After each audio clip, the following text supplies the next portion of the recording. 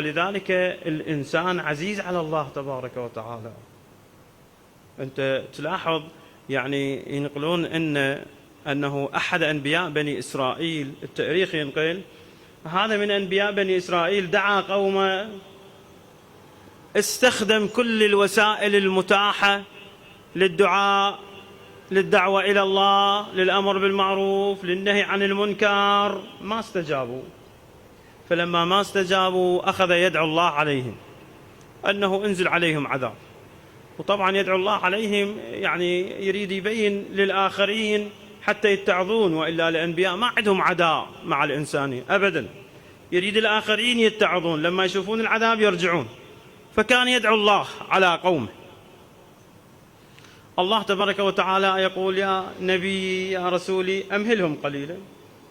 هذا يلح بين فترة وفترة، يلح على الله بأن يعذبهم.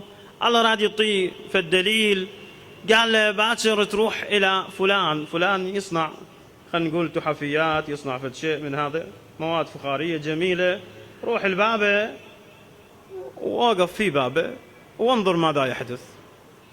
بعث الله ملكا صور على هيئة إنسان إلى ذلك الرجل البائع، وقف في بابه، قال له: أريد تعطيني أجمل ما صنعت يدك.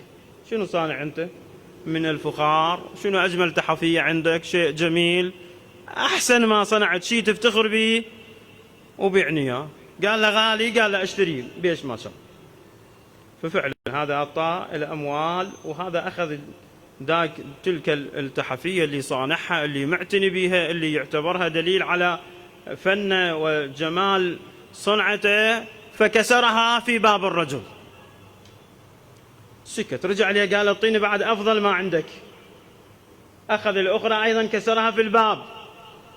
بالثالث قال له: الآن اعطيني أفضل ما عندك. قال له: ما أبيعك. ليش؟ قال له: لأن أنت تكسرها أمام عيني، لو تكسرها في مكان بعيد، هذا عملي وهذا جهدي وهذا صنعي، وأنا يعني هذا جهدي، هذا جهد سنوات أنا واضعه، وعلم سنوات وخبرة، تكسرها أمام عيني. قال له: مو أنا أعطيك فلوس، أنت شلك علاقة؟ خلينا أذبح بالشرط أكسرها، شلك علاقة؟ قال له: ما أتحمل أنه هذا جهدي أشوفه يكسر أمام عيني.